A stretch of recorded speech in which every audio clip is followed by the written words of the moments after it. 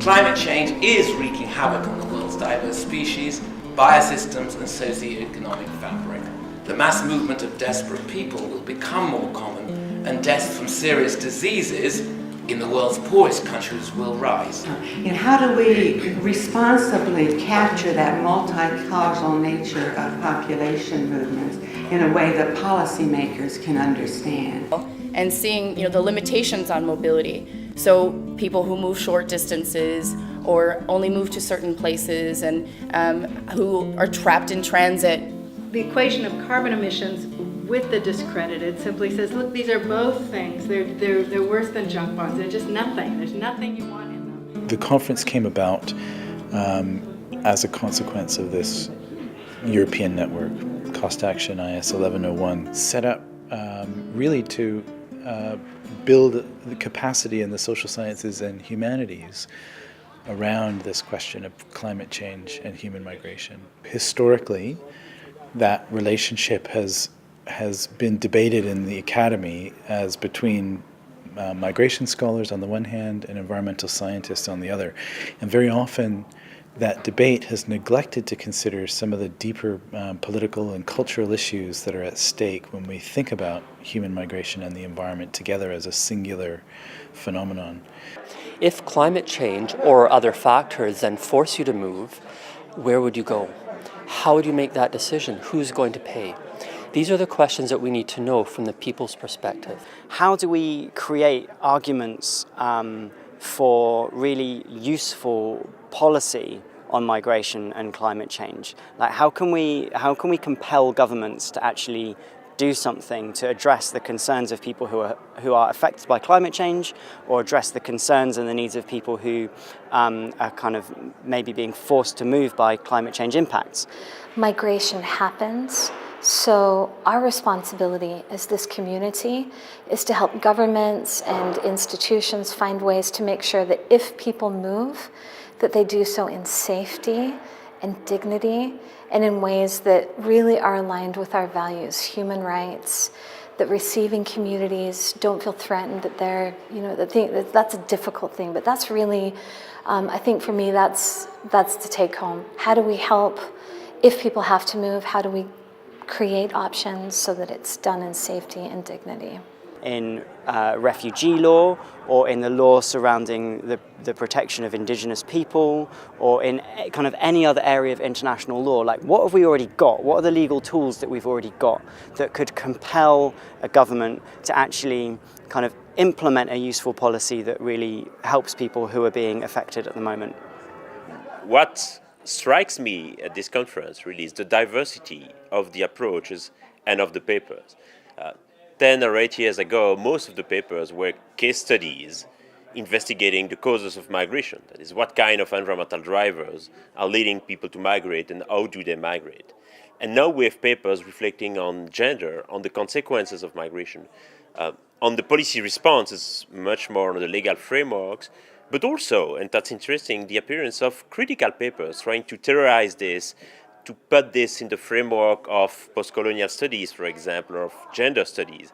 And I would say that to me, this is a renewed aspect, the new theorization of this field. The content of the conference was really important for my work within civil society, because you can't do activism, you can't do campaigning without political theory, because you have to understand what it is that you're advocating for, and you have to understand the political institutions and structures that might be preventing that from happening. So without theory, without political theory, you're basically doing activism in the dark. Whether it's in London, whether it's in Bangladesh, whether it's in the small islands, which is my primary work, we know that climate change is having an impact, but so are many other factors. So what has been very good about this conference is the people coming in, not ignoring, not denigrating climate change, but not letting it dominate and not saying that climate change is the only thing we need to be concerned about. I mean, the impact of the flood were so bad also because of the fact of because there is big deforestation in this area. Their ability to kind of grow their own food is also gone. So in a sense, they become this almost a kind of a neoliberal kind of parody. They move straight. The conference came about as a consequence of this European network, Cost Action IS 1101. From the very outset, when we began the network 4 years ago, we knew that we wanted to have an international conference. If you look over the last 4 years where this group of researchers have been working, like a huge amount of progress has been made. The level of understanding that is apparent just from sitting in the conference sessions, the amount that has been learned, the knowledge that has been generated, the understandings that have been created. I think it's absolutely right that this group of researchers and academics finished this conference feeling like they've made a vast amount of progress, that they've contributed a huge amount to this field. 10 years ago, research in this field was very much driven by a few research centers, by a few hubs, which still exist today, but the participants come from way more diverse backgrounds. And I would say that 10 years ago, it was still very much a niche, environmental migration, and now it's really a kind of mainstream issue in the way we think about the interactions between the humans and their environment. And that what they've contributed is genuinely making a difference, that it's reshaping how the issue of climate change and migration and displacement is going to be addressed. Far too much of the beginning of the climate change and migration field was very top-down. People going in, making the assumption that climate change was going to force people to move and framing everything in that context. Now that we're at a theoretical level where we see people critiquing, asking the hard questions and answering them, we now need much more work speaking to people on the islands, speaking to people in the cities, speaking to people along the coasts and saying, what issues concern you? What migration movement issues concern you? What climate environment issues concern you? And what do you need in order to ensure that you have the choices and the resources to make those choices? Sometimes people say, well, academic conferences are just for academics to meet between them as it was a kind of bubble or an ivory tower. I think it's not that, and I think conferences like this are extremely important to take stock of the progress that they've been made in the field, and also to delineate new research agendas and to get a kind of clear picture of where the research should go. You are on the field, things are happening. So for me, the farming comes from different perceptions. Either it means ideology. So the conference was really about trying to open up the debate, allowing new voices into the debate, the voices that might not otherwise get heard as within the academic discussion. So that was really the intention. I've just finished up with my PhD on the topic Geopolitics of Fear, Climate-Induced Migration, its implication for India and Bangladesh.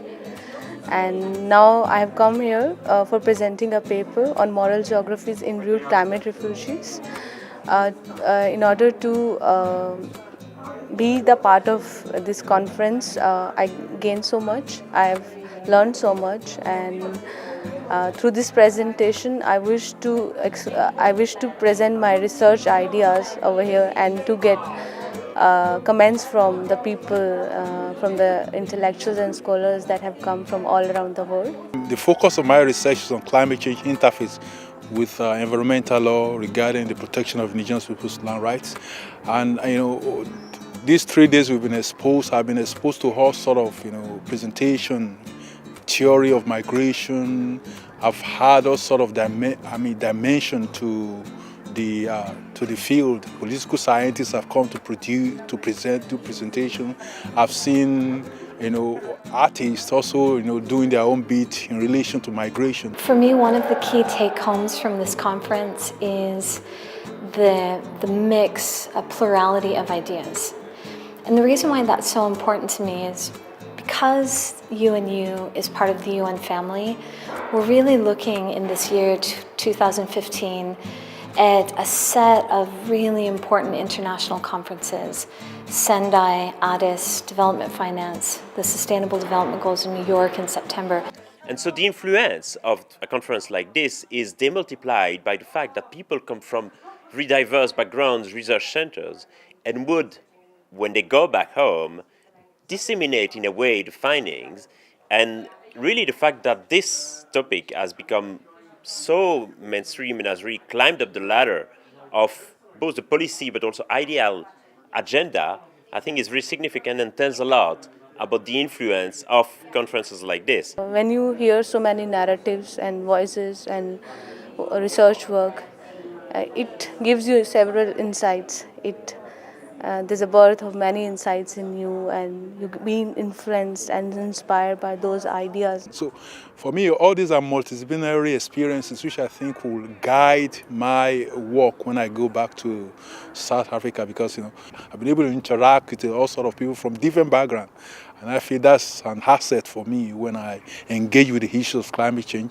I'm able to reflect more on it deeply than I used to. I hadn't realised the full extent of the loss of cultivable land, both in Africa and in Asia, and the extent to which it's not just flooding; it's also the loss of reliable food supplies, the loss of reliable drinking water, which is actually causing people to move right now, and that it's not just a threat of what might happen in the future. It's a real humanitarian emergency that's already unfolding. I mean, I'm learning some things that I didn't even know existed sort of within the climate change sector or whatever, things like the policies, the laws, and, all that kind of stuff. So for me, within my work, I suppose then I have to kind of look deeper into it as well. So not just on the surface, it just as climate change, but kind of look at the backstory of it and, kind of look at how it impacts. And I think that'll help me to make the argument more strongly that, climate change is not just a distant spectre of something that might happen in the future. It's actually happening right now, and we need to act on it urgently. I think one of the benefits of coming to a conference like this that is very academic is that I get access to knowledge and ideas that I wouldn't normally get access to as an artist.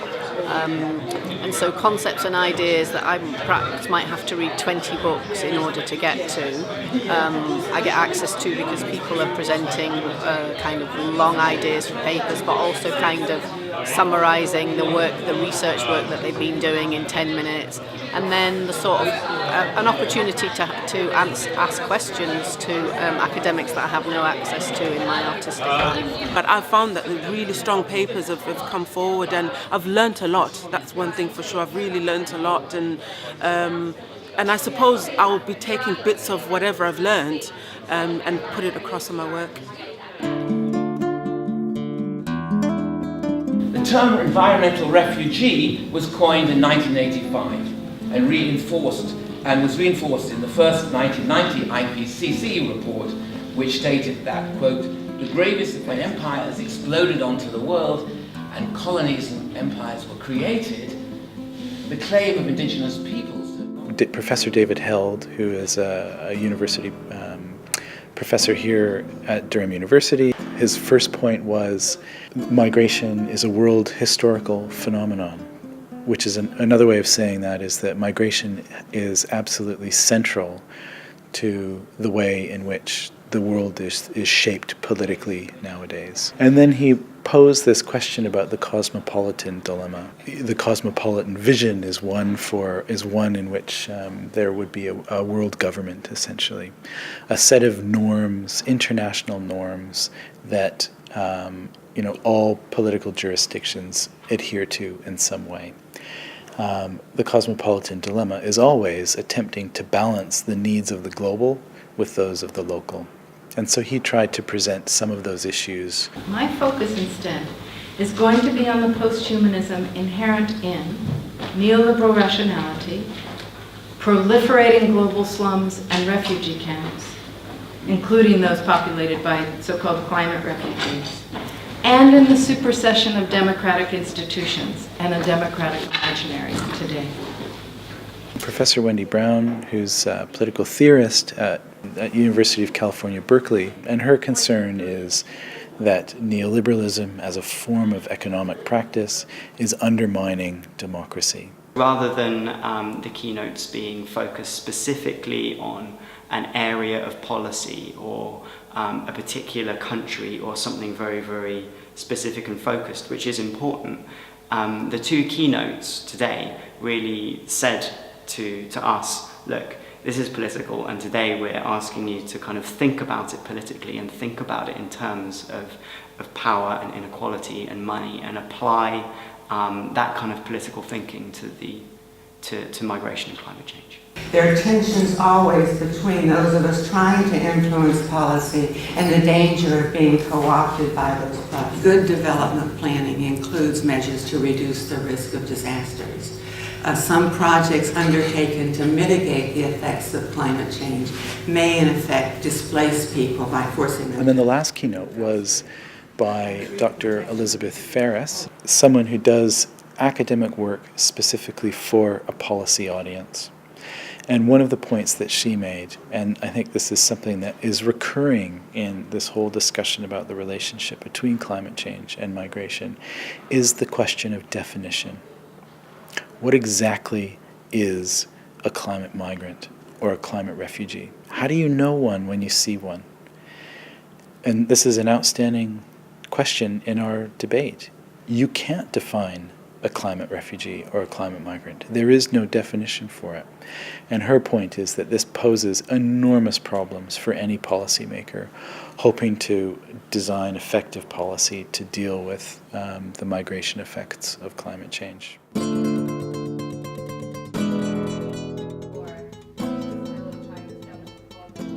If we're saying that adaptation is not necessarily just people growing different crops or building sea defences, but actually migrating is a way for people to move, then that really changes everything that we think about adaptation. But obviously it's a controversial topic, so it isn't being presented completely uncritically, and there are questions about what that means for the people who migrate. There are questions about what that means for the policy of governments, and there are questions about, does that mean we're transferring responsibility for adapting away from governments and away from high-emitting people onto people who we're then telling them, okay, migrate, this is your form of adaptation. So it's fascinating, it's controversial, it's like reshaping the way we think about adaptation, but also we weren't looking at it completely uncritically. We were asking questions about it, we were asking whether it's something we should pursue, or if so, how we should pursue it. We had a session on in fact, 2 sessions on that we called politicizing environmental change and migration. And there, the question that we invited people to consider was really a question about power. Who has the power to define the terms of the debate? Who has the power to decide upon what types of knowledge are considered to be legitimate within the context of the debate? That was new, I think. Current policies that are being drawn up to deal with issues around migration and climate change, do these policies that we're coming up with, do they reduce or increase inequality? Do they fundamentally change or disrupt who owns things and who's making decisions and who is powerful? And those questions hadn't really been asked, I don't think, in mainstream academic conferences on this issue. I mean, occasionally you see papers in academic journals that make similar types of statements. But the fact that we were to get the individual researchers themselves to this conference in a dedicated session talking about these things and inviting people who have been a part of the academic discussion for quite some time into that discussion, I think really changed the terms of the discussion. But the loss and damage question is, what about the impacts that we can neither prevent or adapt to? So the kind of issues, the kind of destruction that there is really no way of us stopping and no way of us adapting to. So that's a huge question. And what we were looking at today was what kind of responsibilities does that create for the high-emitting countries, so the countries that are firstly responsible for most of the emissions, but also are wealthier. And we were asking a question like, what kind of moral and financial and legal and ethical responsibility does the issue of loss and damage create? Similarly, we had a session on feminism. Now, nobody is writing about feminism and gendered dimensions of climate and migration.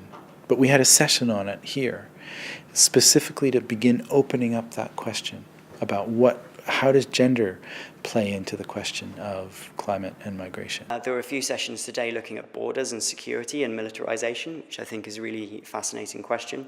And those sessions were looking at questions around, well, if climate change changes patterns of human mobility, and at the moment, a lot of governments are responding to those changes with security, with borders, with defensive measures. What are the implications for militarization and border zones in a world in which climate change has begun to bite and which people are moving? So I think that's a really fascinating question. We had a session on labor and labor mobility, beginning a discussion about or at least approaching the relationship between climate change and migration, not from the point of view of migration or the point of view of climate change, but from the point of view of labor. What types of work are implicated? Who does that work? What would be the effects of climate change on particular forms of labor practice? Where are those forms of labor practice located? Use of energy will change our weather patterns. Climate change, as well as migration, are both very densely populated by lots of saturated media bombardment, really, of lots of imagery that we get all the time. And one of the things is for art to be able to sort of help people re-engage in a different way with those images. And so this exhibition is about trying to see how art can engage and utilize those images, utilize documentary footage, utilize first-hand witness footage, and incorporate that into artistic processes so it's represented to audiences in a very different way, and in a way where we lose that little gloss or that separation that we always maintain between ourselves and those realities, those images that we're so used to seeing. The art exhibition for us was a way of bringing some of the themes of the conference to the wider public, but also to invite the conference goers to think aesthetically about their object of research. The content's been really, really thought-provoking, and I think for many of our visitors has perhaps raised questions about connections between migration, climate change, and perhaps whether there is anything which we can do to address these issues. So I think in terms of provoking thought and hopefully provoking action, it's been a really exciting project to be involved with. Each of the exhibits, each of the installations was an invitation to the viewer to think about migration and climate change for perhaps the first time, and to think about climate and migration not as something to fear, but as a human experience. So I think it's been a really, really exciting project which crosses boundaries between arts and sciences and social sciences, and also works really, really, really well in terms of bringing in completely new audiences. The projected images in the Oriental Museum, beautiful, large format projected images of people going about their daily lives, for example, in Bangladesh.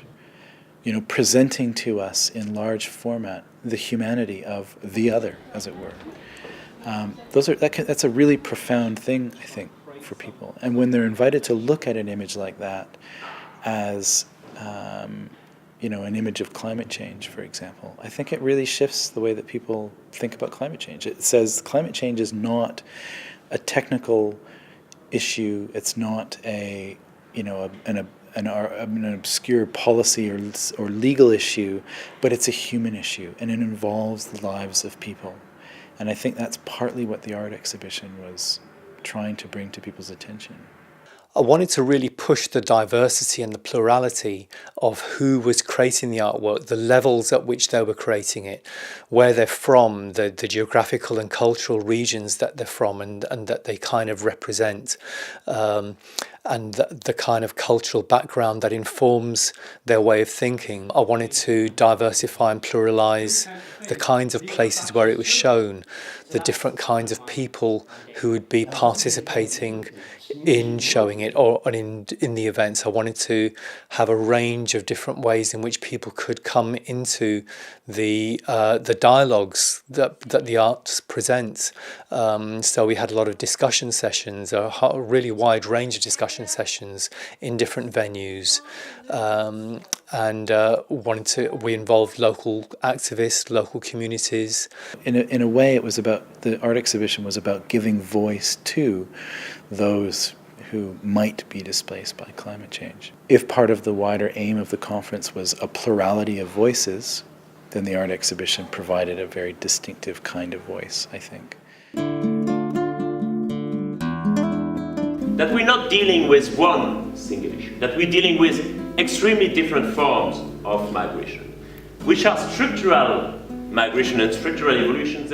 My hope is that a conference like this will contribute to a shift in the way that people think about migration, not as something to fear, not as something to limit or distance ourselves from, especially under conditions of climate change, but actually an opportunity to rethink what it means to be a human being.